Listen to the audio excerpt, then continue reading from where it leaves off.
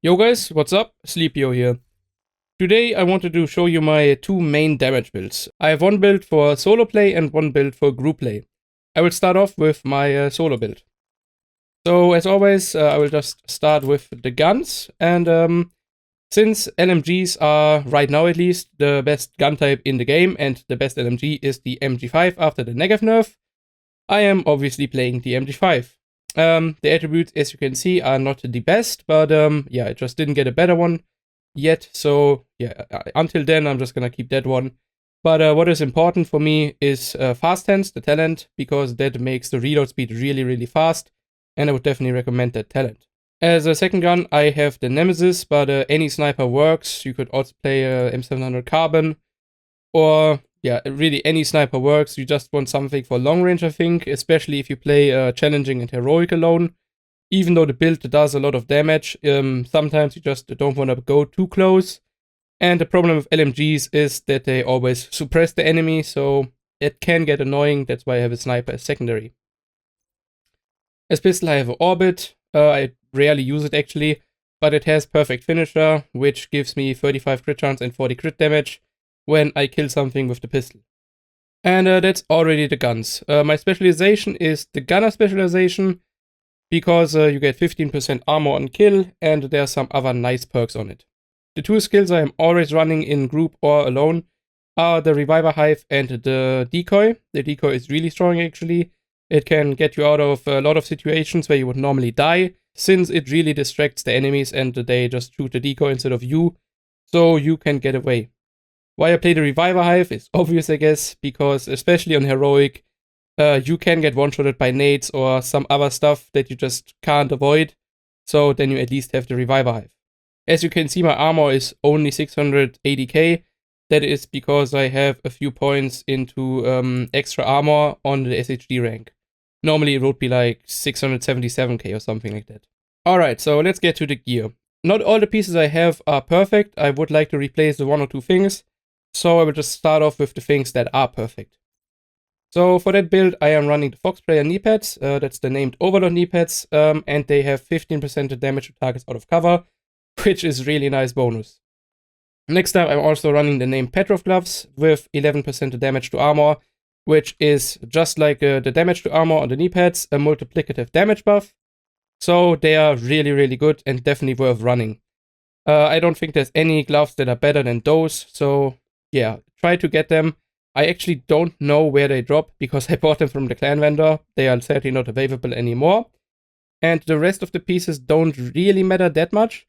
There's 3 brand sets that you want though, but where you have them doesn't really matter. So I will just go over the brand sets. So you definitely want the Sombra brand set because you get 15 crit damage. You also want this brand set. I can't pronounce it, but you want that one for the 10 crit chance. And lastly, you want 2 pieces of Providence, because Providence gives you headshot damage and as 2-piece bonus more crit chance. So that is really nice. I would personally want Providence on the backpack and on the chest. But yeah, as I said, I don't have those pieces yet. That's why I'm running just 2 random brand sets with at least high bonuses. Luckily for me, the brand set bonuses are not that important. I mean, I'm only losing 10 headshot damage and 10 crit chance from the brand sets there. And yeah, that's not too big, but if you want a perfect build, then yeah, I would want those 2 pieces for sure. So let's start with my holster, which is the Sombra Holster. Its attributes on all the pieces you have for that build, you want weapon damage on all the core attributes. Don't go for armor or skill tier, just all weapon damage. The minor attributes are also really easy and straightforward. You just want crit chance and crit damage. And that's it. That's the 2 stats you want. If you get a crit chance on every piece and on all the 3 mods, you have a mod slot on the mask, the backpack, and the chest. If you have 3 offensive mods with a crit chance in them, then you already have around 50 to 54 if they are maxed out. Crit chance just from the gear. Then you also have the crit chance from your SHD level if you spec into it. And you have the crit chance from the brand sets. If you have Providence, then you actually have 20% just from the brand set bonuses. That way you can get a lot of crit chance really easy, and if you are not maxed, then there's also mods on the gun. There's a crit chance scope, a crit chance underbarrel, and a crit chance muzzle, so that's another 15%. And yeah, that way I have with this build right now 54% crit chance basically. which is, I think that's alright. It could be a little bit higher, and I could spec for a little bit more crit damage, because the crit damage is not that high. But yeah, as I said, the build is not done yet, it's not min-maxed. I really need those 2 Providence pieces, so I can put some crit damage mods on the gun. To the 2 talents that I'm running, that would be Obliterate on the chest. I mean, the only 2 talents on the chest that are viable for DPS build are Obliterate and Glass Cannon. And I don't know, Glass Cannon alone, especially on Heroic, can get a little bit difficult here and there, because you really have to be super careful, and some random shit can always happen. There's always a nade that can hit you, and then you're just one-shot. So that's why I don't play Glass Cannon. When I play solo, I rather just go for Obliterate. I don't have as much damage buff, but the solo scaling is not that bad, so I can work around that. On my backpack, I have Concussion. I really like Concussion, and it's a decent backpack. But I would actually prefer Vigilance. Let me see, it should be in my recalibration bench. Yeah, there we go. So Vigilance. It increases your weapon damage by 25%, and the buff is disabled for 4 seconds after you get the damage. I think that's a little bit better than Concussion, because you have 10% more. Concussion is max 15 weapon damage, while Vigilance is 25. Unstoppable Force would also work. It's also 25 if you stack it up to 5 times. But I think it is a little bit harder to sustain, since you will not always have new NPCs. That's why I think Vigilance is the best option here, if you just play smart and don't get hit. And there you go, that is one of my damage builds. I mainly play that one solo.